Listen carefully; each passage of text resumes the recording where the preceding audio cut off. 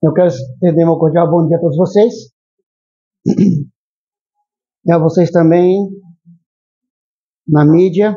Um dia assistirão esse sermão, que ele possa ficar gravado, os detalhes que nós vamos estudar nesta manhã. Um assunto que para nós é muito conhecido, mas nós vamos ver alguns detalhes, eu tenho certeza que é novo para nós. É por isso que diz, que o plano da salvação a gente vai estudar a eternidade.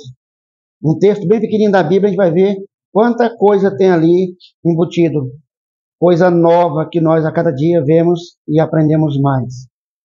Eu quero também fazer um apelo a vocês. Compartilhem meus vídeos para que outras pessoas também possam assistir. Quem sabe será útil para alguém, de ouvir essa mensagem. E um dia, quem sabe, se eu tiver o privilégio, eu digo assim, mas seria muito egoísmo eu querer morrer para escapar da grande tribulação, né, irmão? Vai que Deus quer que eu passe pela grande tribulação e ela não está muito longe de nós devemos estar preparados. Irmãos, a mensagem de hoje tem como título: Como pôde ele ser salvo? Como pôde ele ser salvo? Está baseado, irmãos, nos 4 evangelhos: Mateus 27, Marcos 15, Lucas 23 e João 19. Também está baseado no livro Desejado de Todas as Nações, do capítulo 75 ao 78. Nada do que eu falar aqui, irmãos, não é da minha cabeça. Não é mérito meu, Pode ser que as palavras mudem, mas é tudo que está aqui, nesses textos aqui dos evangelhos, que tem a ver com as últimas horas da vida de Jesus aqui na terra. Desde o julgamento até a crucificação, Quantos episódios nós vemos ali? Nós vemos, irmãos, infelizmente, muitas coisas, e todos nós passaremos por essa mesma experiência. A experiência de ter que escolher entre Jesus e Barrabás.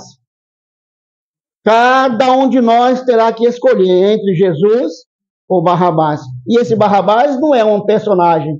Esse Barrabás são as circunstâncias. Ou você escolhe a Deus, ou você escolhe alguma outra coisa. Pode ser dinheiro, pode ser fama, pode ser qualquer coisa. Todos nós passaremos por essa situação. E nós vamos ver alguns detalhes ou personagens deste episódio aqui, daquelas poucas últimas horas da vida de Jesus. A primeira que eu quero citar, irmãos, é aquela grande multidão. Diz a Bíblia que houve uma grande multidão. Essa grande multidão, irmãos, ela esteve presente, sabe quando? Quando Jesus entrou no domingo, na última semana que Jesus esteve aqui na terra. Quando ele entrou em Jerusalém, montado num jumento, uma grande multidão cantava o que é mesmo? Hosana nas alturas, bendito aquele que vem em nome do Senhor. Uma grande multidão cantava. E curiosamente nós vamos ver o que significa a palavra Hosana. Sabe o que quer dizer Hosana, irmãos? Salva-nos agora. Eles estavam cantando o que mesmo? Salva-nos agora, Senhor, em nome de Jesus, ou em nome de Deus do céu. Aquela multidão, irmãos, muitos deles nunca tinham visto Jesus. Não conheciam Jesus. Mas como tinha alguns gritando Hosana nas alturas, eles também gritaram. Eles fizeram, como diz a psicologia, o efeito manada, não é? E pela multidão. Nem conhecia Jesus. Olha o detalhe, irmãos. Nem conheciam Jesus. Quantos das pessoas estão hoje indo para as igrejas que nem conhecem Jesus e estão gritando Hosanas, mas não conhecem Jesus, nem sabem do que está se falando. Essa grande multidão, irmãos, esteve presente também aonde? Onde? Quando Jesus foi o que mesmo? Julgado. A mesma multidão que gritava Hosana nas alturas e não conhecia Jesus, gritou o que mesmo? Crucifica-o! Crucifica-o! Não conheciam a Jesus. Essa mesma multidão, irmãos, esteve perante a cruz de Cristo. Quando Jesus estava pendurado, ouviu a oração de Jesus dizendo: perdoa-lhes, Pai, porque não sabem o que fazem. Multidão de curiosos não conheciam a Jesus. Será que nós somos um desses da multidão? que estamos seguindo a Jesus quando é vantagem ser cristão. Todo mundo é cristão, não é? Hoje é bonito ser crente, né? É bonito ser crente. Mas e quando o crente, quando Jesus está preso? Quando Jesus está sendo envergonhado? O que é que essa multidão gritava? Crucificam, nós não temos esse Jesus. Nós não cremos nele. Nós nem conhecemos esse Jesus. Irmãos, quando vier a grande tribulação, será que nós estaremos do lado de Jesus? Ou abandonaremos a Jesus, como fizeram os discípulos?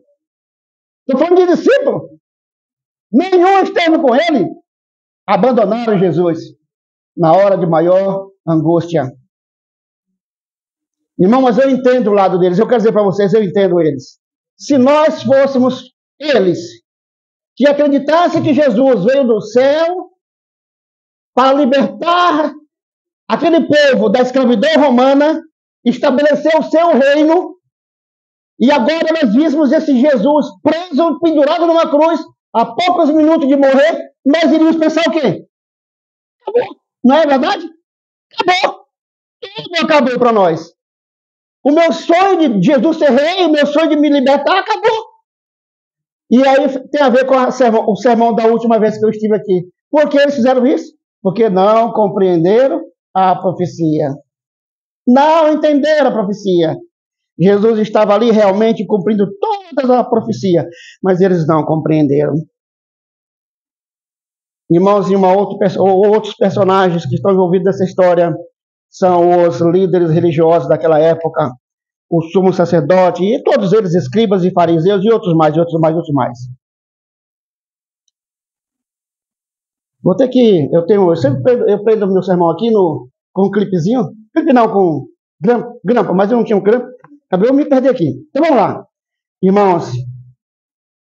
Eu vou dizer logo aqui o resumo do pessoal, dos líderes religiosos. Pessoal, preste atenção. Os líderes religiosos, os bambambam da Bíblia, os homens representantes de Deus, os homens que diziam que eram os servos de Deus, que eram os líderes religiosos. Sabe para quem que estavam trabalhando? Dá para arriscar aí? Satanás eles estavam trabalhando para Satanás, irmãos. Esse é o resumo da história. Como pode um líder religioso que abre a Bíblia, conhece a Bíblia de cor e salteado? Eles estavam trabalhando para Satanás. E é duro a gente dizer essas coisas, mas é a realidade. Eles estavam tão enganados a respeito das profecias em relação a Jesus, não aceitaram Jesus, se oporam ao Evangelho de Jesus, fizeram de tudo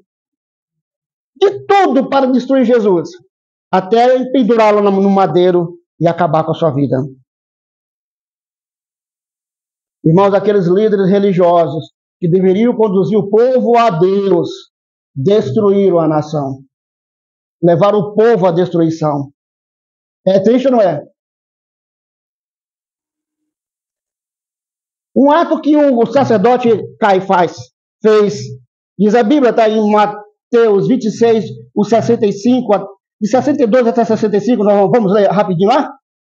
Mateus capítulo 26, o verso 62 a 65. Mateus 26, verso 62 ao 65. Eu quero ler porque eu quero dar ênfase aqui a um detalhe. Mateus 26, verso 62 a 65 diz assim: levantando-se o sumo sacerdote, disse-lhe: aqui conta a história, irmão, Jesus esteve calado o tempo todo, não responde coisa alguma ao que estes depõem contra ti. Jesus, porém, guardava silêncio, e insistindo ao sumo sacerdote, disse-lhe: agora, irmãos, o sumo sacerdote, o que ele fez aqui? Conjuro-te, pelo Deus vivo, que nos diga se tu és o Cristo, o Filho de Deus. Que apelo, irmãos. Eu conjuro-te. Eu faço que você jure, pelo amor de Deus. Diga, você é o Filho de Deus? Irmão de Jesus que esteve calado até ali, ele não podia mais ficar calado, porque agora ele estava apelando, jura, era um juramento, e Jesus não podia ficar calado, e Jesus disse: você está dizendo que eu sou filho de Deus? Verso 64 diz assim: disse-lhe Jesus, tu o dissestes. Digo-vos, porém, e lá em um dos evangelhos diz, eu sou. Quem é que tem a tradução aí que diz eu sou? Nesse texto aí não tem, né? Em Mateus não tem, parece. Só não lembro, sei, em Marcos. Tu o dissestes, porém, digo-vos, porém, que vereis em breve o Filho do Homem assentado à direita do Pai, do Todo-Poderoso Deus, e vindo sobre as nuvens do céu. Irmãos, eu quero que vocês prestem atenção ao que eu vou dizer aqui para vocês agora, irmãos.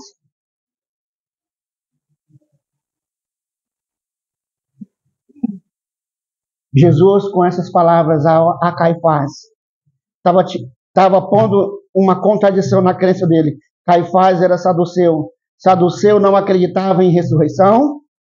Saduceu não acreditava em vida depois da morte. Saduceu não acreditava em juízo.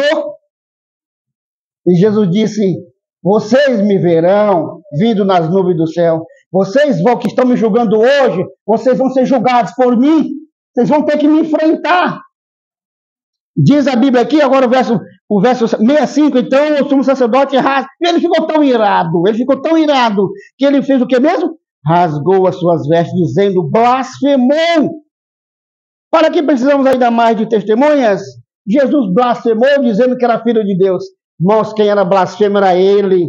Era ele que blasfemava, que zombava de Jesus, atribuía o caráter de Jesus ao Beelzebul, e atribuir a obra de Deus ao diabo é a blasfêmia. E atribuir a obra do diabo a Deus é blasfêmia. Por isso nós devemos ter muito cuidado. Quando alguém cura outro, você diz, foi Deus que curou. Cuidado, e foi o diabo. Então tem que tomar cuidado, senão a gente blasfema. Sabe, irmãos, tem uma lei, eu não vou ler aqui, mas está em Levítico, no capítulo 10, verso 6. Levítico 21, verso 10. Havia uma lei dada por Moisés. Um sacerdote não deveria rasgar suas vestes. Um sacerdote não deveria rasgar suas vestes, e ele rasgou as vestes. Por que um sacerdote não devia rasgar as vestes, irmãos? As vestes sacerdotais significavam a justiça de Cristo, a pureza de Cristo, a perfeição de Cristo, e ela não deveria ser rasgada. Tinha que ser intactas. Ela representava o caráter de Deus. Não podia ser rasgado. E era pena de morte. Irmãos, era pena de morte para um sumo sacerdote rasgar as vestes. Portanto, Caifás aqui, que foi que ele fez? Ele sim era o réu de morte. Só que ele estava obedecendo uma lei. Que lei era essa que ele estava obedecendo? A lei deles. A Bíblia diz, lá em Moisés, dizia que o sacerdote não podia rasgar suas vestes, e aí tinha o porquê, já falei para vocês. Mas eles disseram o seguinte, não, mas se for caso de blasfêmia, pode rasgar sim. O que Deus falou não importa muito, o que mais importa é o que a gente fala. Na verdade, irmãos, quando Caifás rasgou suas vestes, ele estava dizendo assim, eu não sou sumo sacerdote. Acabou para mim tudo. E tinha acabado mesmo. Não? Ele não estava sabendo, mas ele estava cumprindo a profecia de que o sacerdote estava terminando ali mesmo. Com a rejeição de Jesus Cristo, eles estavam rejeitando o ministério, acabou com tudo para eles. Acabou para eles. Eles mesmos disseram que o sangue deste seja sobre nós e os nossos filhos. Toda a multidão, novamente a multidão estava ali gritando de serem culpados do sangue de Jesus.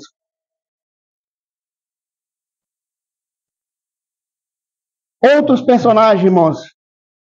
Diz a Bíblia, vamos ler? Lucas capítulo 23. Lucas 23. O verso 27 a 31. Lucas 23, o verso 27 a 31. Todos aí, amém? Então vamos ler aqui. E seguiam grande multidão de povo e de mulheres, as quais batiam nos peitos e lamentavam. O que está dizendo aqui? Que havia um monte de gente, uma multidão, então tinha muitas mulheres, as mulheres estavam chorando, não é isso? Agora o verso 28. Irmãos, aquelas mulheres não eram crentes em Jesus. É novidade para vocês ou não? Aquelas mulheres não eram crentes de Jesus. E por que elas estavam lamentando e chorando? Irmãos, eles estavam humilhando tanto Jesus, aquele ser humano. Era ser humano, mulher mais sentimental, né? Eles estavam maltratando tanto aquele homem que aquelas mulheres batiam no peito e choravam. Como que faz uma coisa com um homem deste?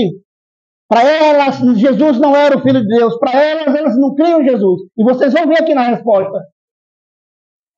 Elas batiam no peito e choravam. E Jesus, no verso 28, o que diz aí Jesus?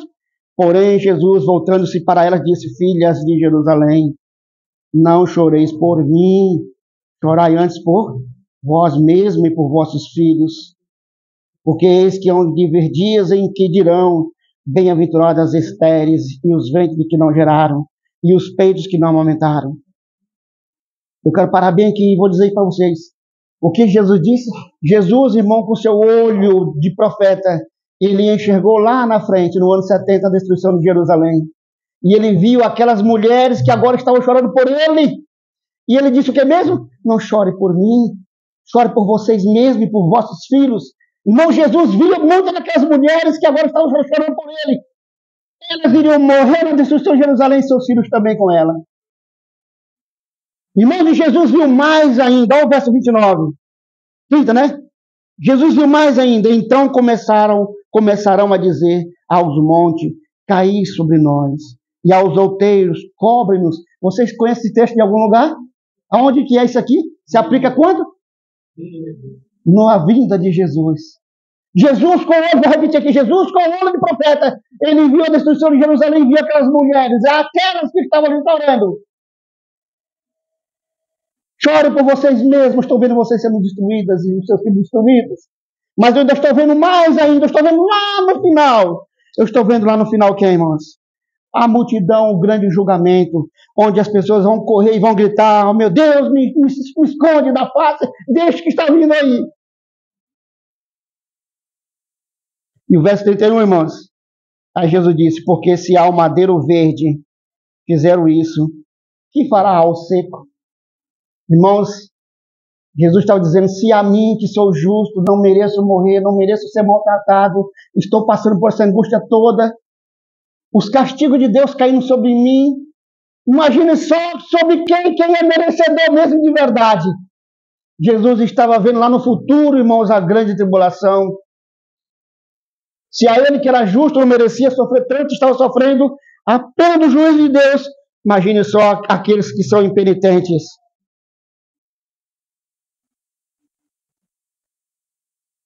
Outros personagens, irmãos. Simão Cirineu. Quem era Simão Cirineu? A Bíblia não diz se ele era judeu, se ele não era. Mas a Bíblia diz que ele era de Cirene. Cirene era no Egito. Vamos supor, alguns acreditam que ele era um judeu que morava no Egito. A Bíblia diz que ele era um estrangeiro. Era um estrangeiro. Olha que curioso, irmãos. A multidão estava ali vendo Jesus. Jesus foi colocado à cruz, nas costas de Jesus, irmãos. Por 2 vezes ele caiu, ele não aguentou. Ele desmaiou.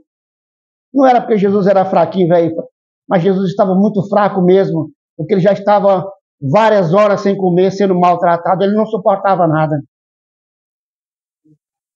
Nenhum judeu foi lá ajudar Jesus a carregar a cruz.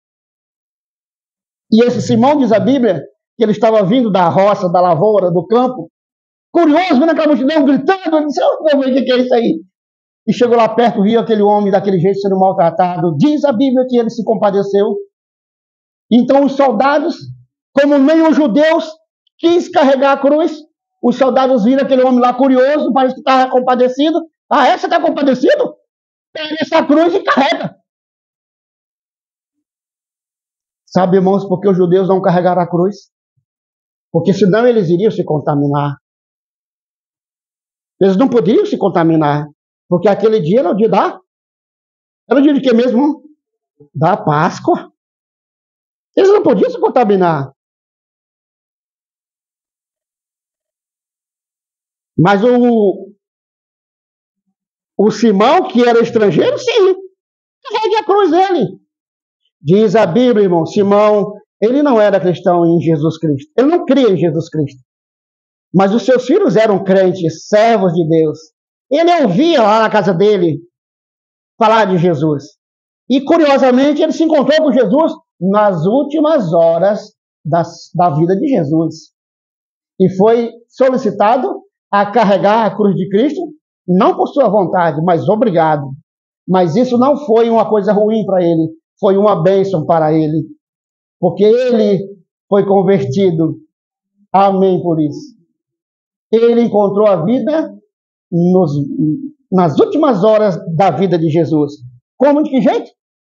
Ao ajudar Jesus a carregar a cruz. Jesus disse um dia: tomai sobre vós o quê? O meu jugo. Aprenda de mim. Ou, em outras palavras, me ajude a carregar a minha cruz. Irmãos, nós somos apelados a carregar a cruz de Cristo, a aprender dele. Isso não é vergonhoso, é uma bênção, como foi para Simão Sirineu.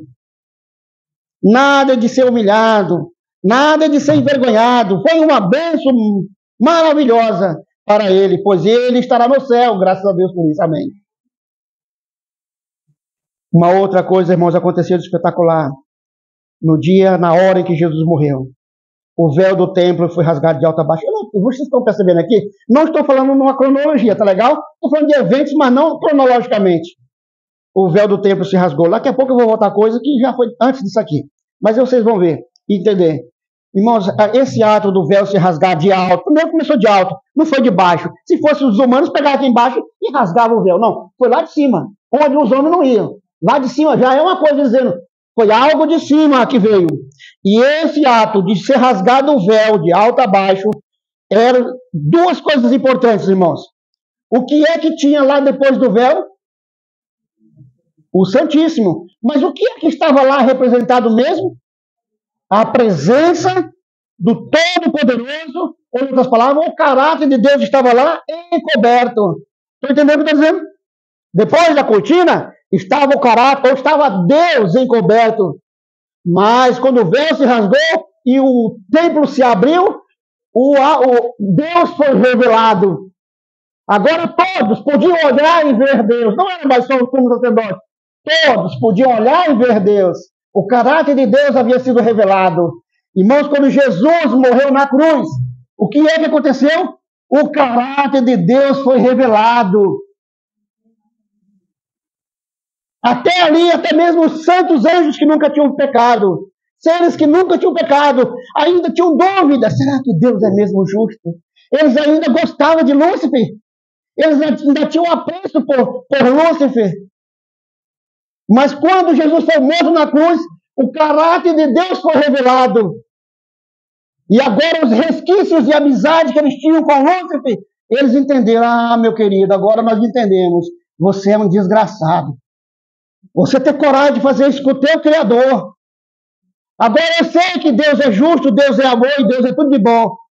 E você agora está entendendo o que eu estou dizendo? Hoje, depois daquele dia, nós podemos ir na presença de Deus. Não tem mais o véu tapando essa passagem, essa porta. Essa porta foi aberta, ninguém fecha. Uma outra coisa, irmãos, ao rasgar-se o véu, estava dizendo o seguinte: tudo terminou. Tudo isso aqui terminou, esses formalismos, cordeirinho morrer. Sabe, o véu do templo se rasgou exatamente na hora em que o sacerdote estava agarrado no pescoço do cordeirinho. O cordeirinho estava sendo agarrado pelo pescoço, ele ia morrer. Mas na hora que o véu se rasgou, diz a Bíblia que houve um terremoto, não foi? Foi coisa estranha. O cordeirinho escapou no minuto crucial.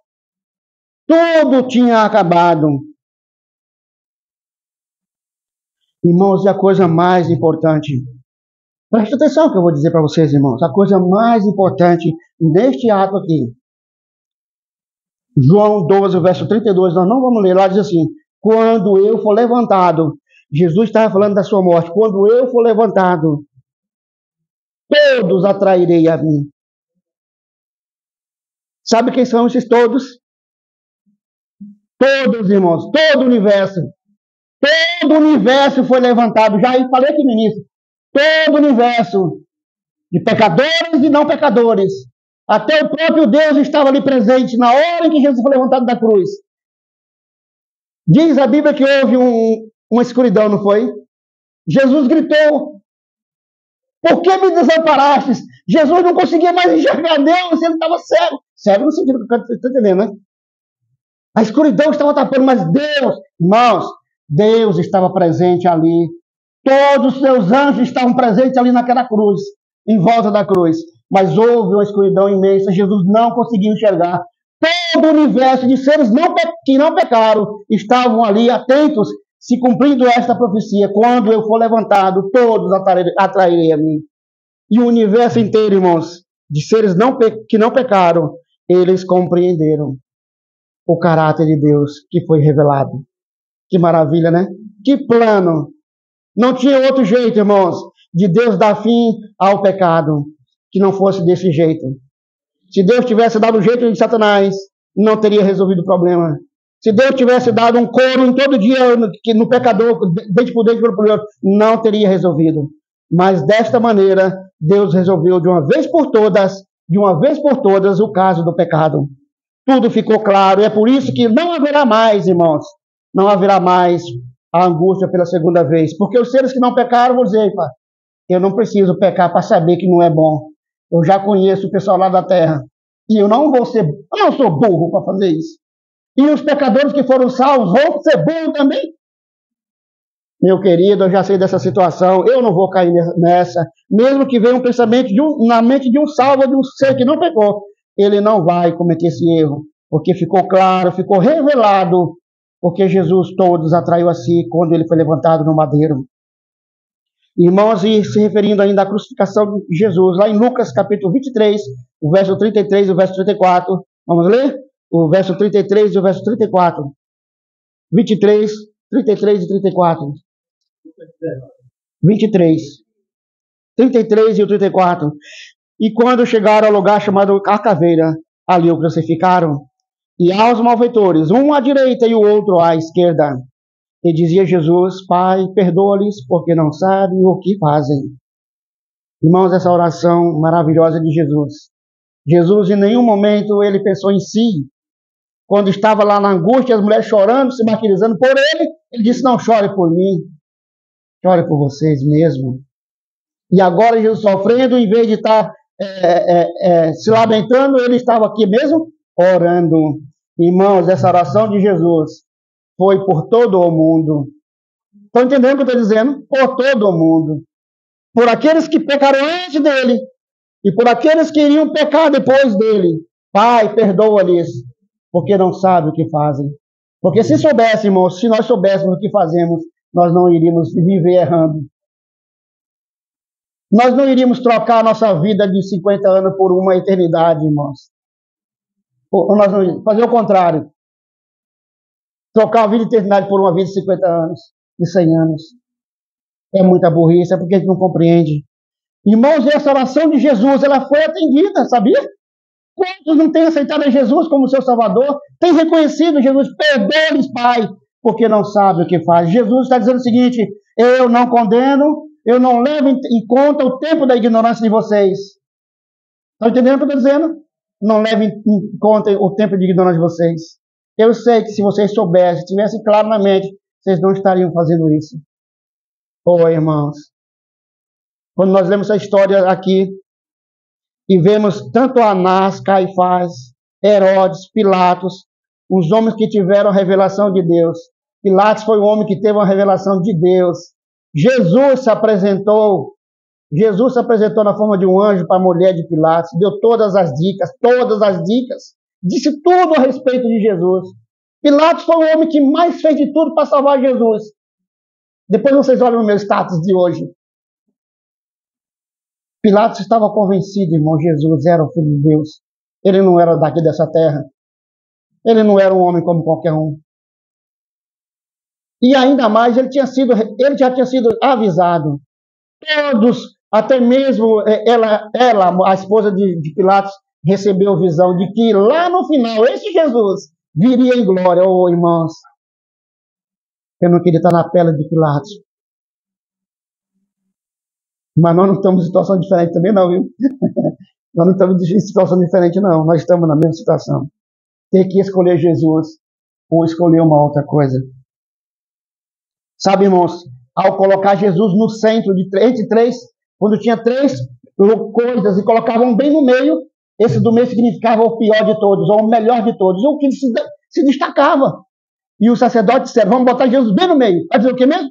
Aqui tem 3 criminosos, mas tem um que é mais desgraçado do que todos os outros. Quem era ele? Jesus.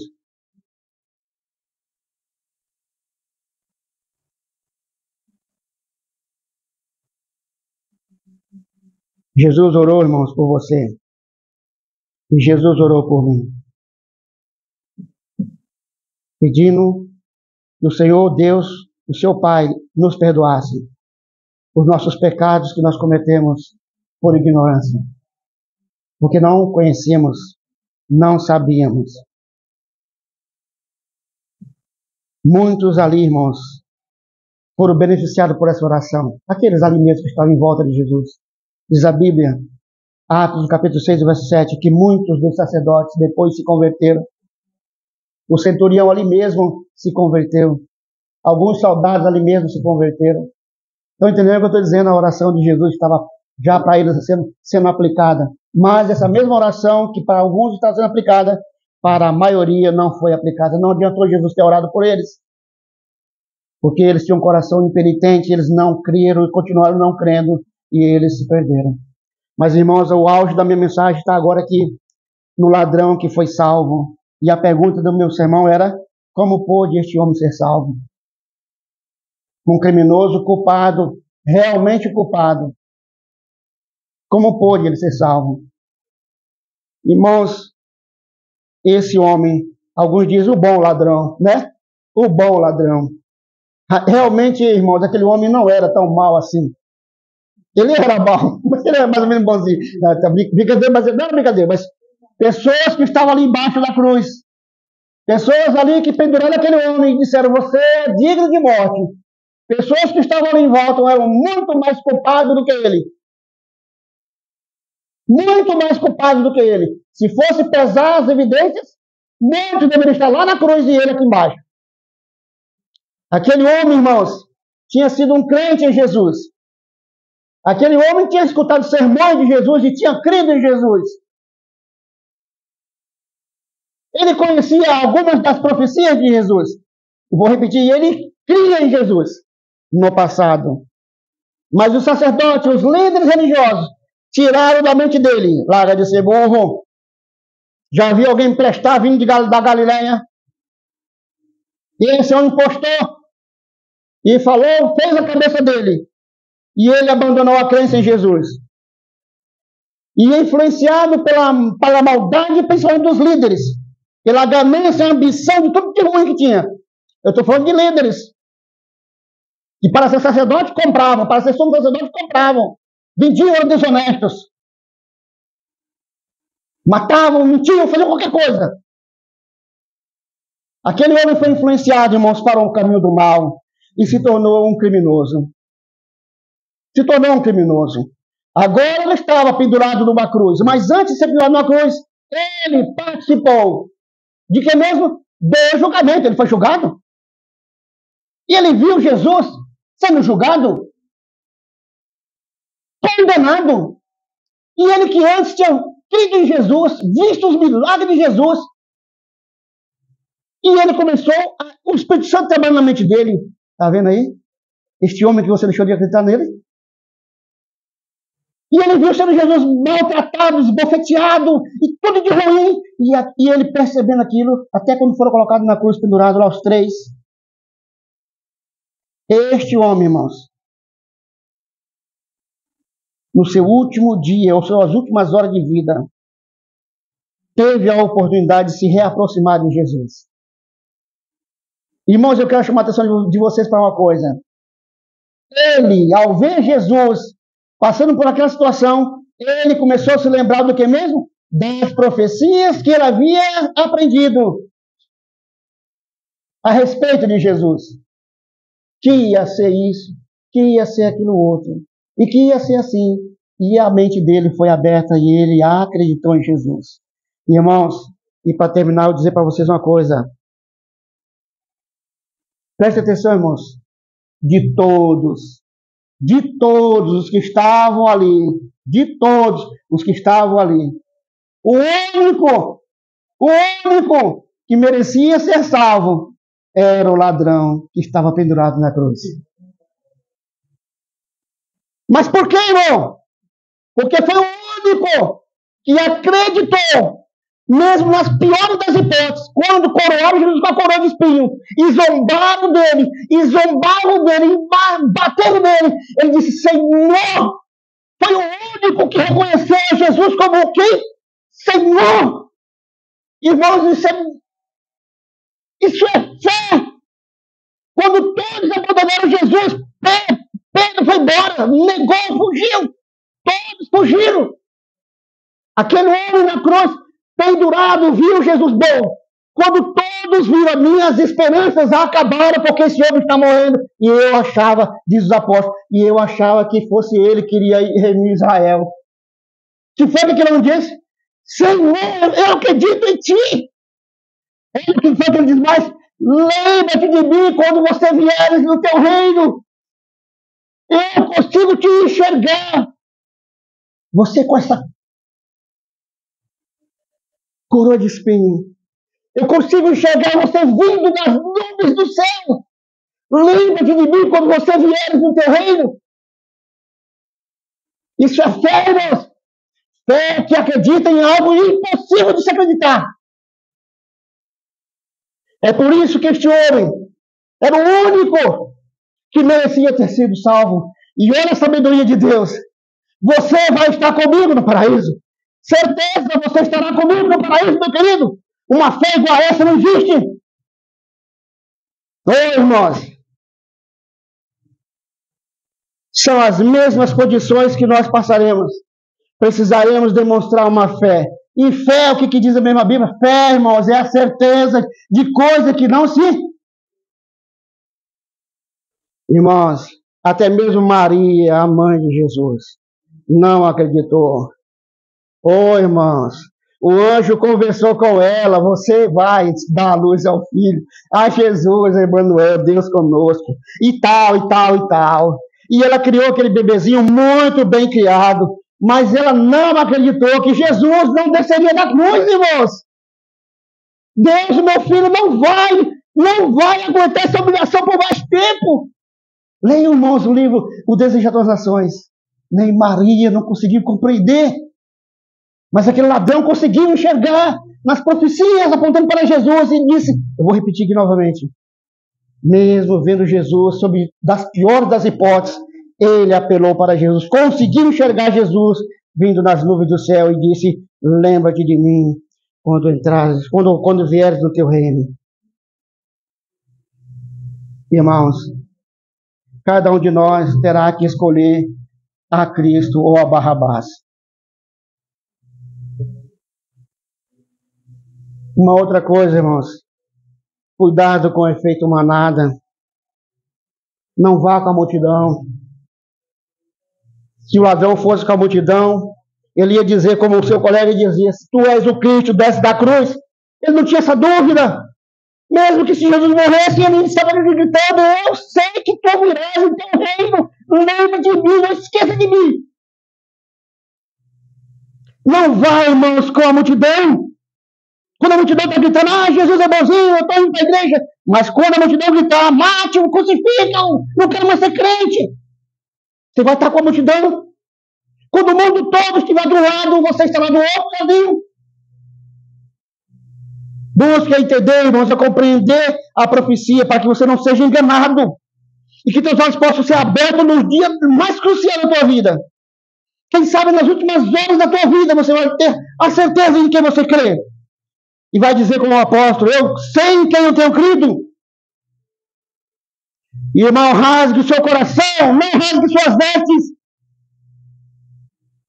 Não fique preocupado com o seu exterior. Rasgue o seu coração a Deus. Reconheça seus defeitos de caráter, como aquele ladrão fez.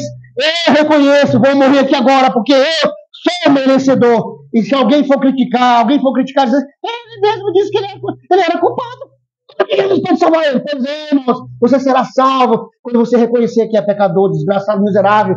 É nessa hora que você é salvo. Reconheça seu defeito de caráter e apele a Jesus. Lembra-te de mim, Senhor, quando entrares no teu reino. Ninguém com coração contrito Ninguém que com o coração contrito apelar para Jesus ficará de fora do seu reino, irmão. Jesus estava orando na cruz e perdoa-lhes, Pai. Eu perdoo Anás, eu perdoo Caifás, eu perdoo Pilatos, eu perdoo todos vocês, desde que vocês reconheçam que erraram. Apele para mim, salve vocês. Ninguém se perderá se tiver esse coração contrito. Mas como nós vimos na multidão, a maioria se perdeu. Mas estava disponível a salvação a todos.